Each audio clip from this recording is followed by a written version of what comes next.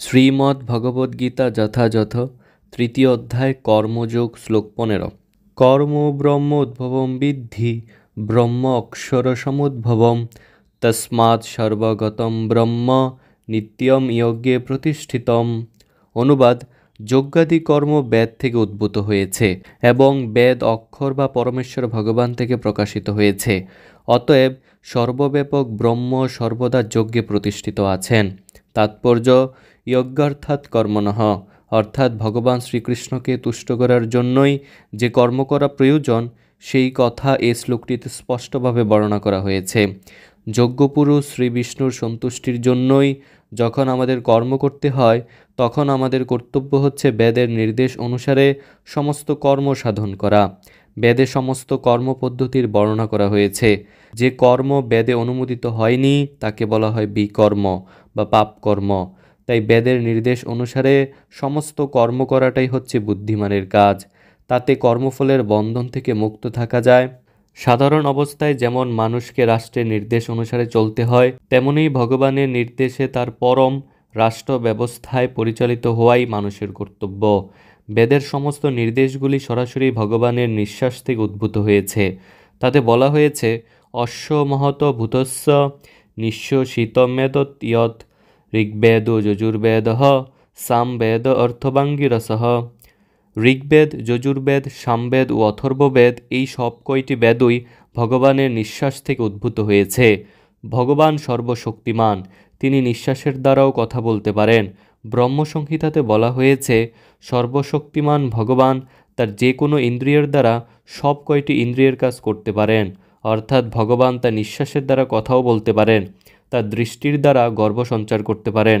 প্রকৃতপক্ষে ভগবানের জড়া প্রকৃতির প্রতি দৃষ্টিপাত করেন এবং তার ফলে সমস্ত বিশ্ব চরাচরে প্রাণের সঞ্চার হয়।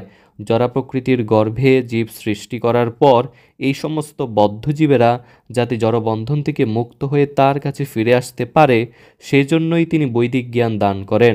আমাদের মনে রাখা উচিত, এই জড়জগতে প্রতিটি বদ্ধজীবই জড়সুখ ভোগ করতে চায়, কিন্তু বৈদিক নির্দেশাবলী এমনভাবে রচিত হয়েছে যে আমরা যেন আমাদের বিকৃত বাসনাগুলিকে পরিতৃপ্ত করতে পারি, তারপর তথাকথিত সুখভোগ পরিসমাপ্ত করে ভগবদ্ধামে ফিরে যেতে পারি। জড়জগতের দুঃখময় বন্ধন থেকে মুক্ত হবার জন্য ভগবান জীবকে এভাবে করুণা করেছেন। তাই প্রতিটি জীবের কর্তব্য হচ্ছে কৃষ্ণ ভাবনায় উদ্বুদ্ধ হয়ে সংকীর্তন যজ্ঞ করা।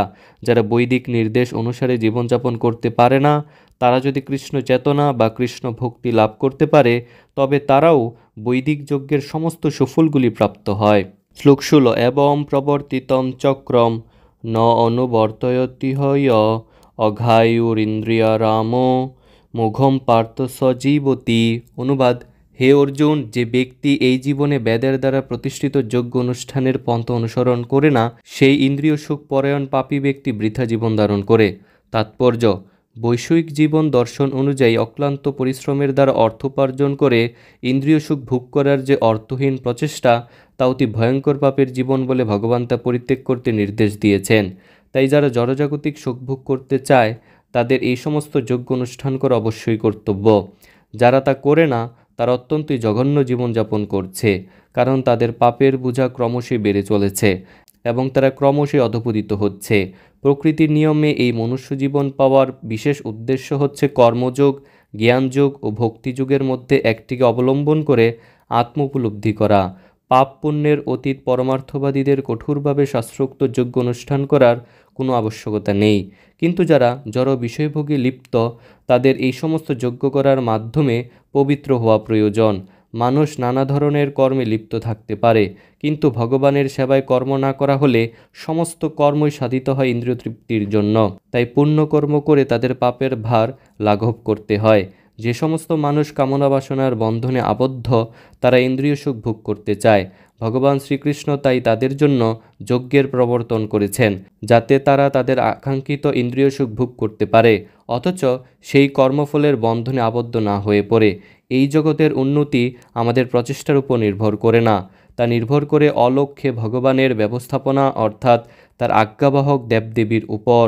তাই বেদের নির্দেশ অনুসারে যজ্ঞ করে দেবদেবীদের তুষ্ট করা হলে পৃথিবীর সর্বাঙ্গীন উন্নতি সাধিত হয়। আপাত দৃষ্টিতে মনে হয় যে বিভিন্ন দেবদেবীর তুষ্ট করার জন্য যজ্ঞের অনুষ্ঠান করা হয়, কিন্তু প্রকৃতপক্ষে যজ্ঞ অনুষ্ঠান করার উদ্দেশ্য হচ্ছে ভগবান শ্রীকৃষ্ণকে তুষ্ট করা, এবং এভাবেই যজ্ঞ অনুষ্ঠান করতে করতে জীবের অন্তরে কৃষ্ণ ভক্তির বিকাশ হয়। কিন্তু যজ্ঞ অনুষ্ঠান করা সত্ত্বেও যদি অন্তরে কৃষ্ণ ভক্তির উদয় না হয়, তবে বুঝতে হবে তা কেবল উদ্দেশ্যহীন নৈতিক আচার অনুষ্ঠান ছাড়া আর কিছু নয়। তাই মানুষের কর্তব্য হচ্ছে বেদের নির্দেশগুলিকে কেবল নৈতিক আচার অনুষ্ঠানের মধ্যে সীমিত না রেখে তার মাধ্যমে কৃষ্ণ ভক্তি লাভের চেষ্টা করা। শ্লোক 17। ইয় তু আত্মরতিরেব স্যাৎ আত্মতৃপ্তশ্চ মানবঃ আত্মনেব চ সন্তুষ্ট তস্যম কার্যম ন বিদ্যতে।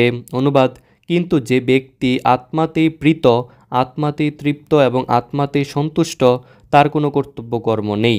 তাৎপর্য: যিনি সম্পূর্ণভাবে কৃষ্ণ ভাবনাময় এবং কৃষ্ণ সেবায় যিনি সম্পূর্ণভাবে মগ্ন, তার অন্য কোনো কর্তব্য নেই। কৃষ্ণ ভক্তি লাভ করার ফলে তার অন্তর সম্পূর্ণভাবে কলুষমুক্ত হয়ে পবিত্র হয়েছে। হাজার হাজার যজ্ঞ অনুষ্ঠানেও যে ফল লাভ করা যায় না, কৃষ্ণ ভক্তির প্রভাবে তা মুহূর্তের মধ্যে সাধিত হয়। এভাবে চেতনা শুদ্ধ হলে জীব পরমেশ্বরের সঙ্গে তার নিত্যকালের সম্পর্ক উপলব্ধি করতে পারেন। তখন ভগবানের কৃপায় তার কর্তব্যকর্ম স্বয়ং জ্ঞানালোকিত হয়, এবং তাই তিনি আর বৈদিক নির্দেশ অনুসারে কর্তব্য অকর্তব্যের গণ্ডির মধ্যে আবদ্ধ থাকেন না। এই রকম কৃষ্ণভক্ত জীবের আর জড় বিষয়াসক্তি থাকে না, এবং কামিনী কাঞ্চনের প্রতি তার আর কোনো মোহ থাকে না।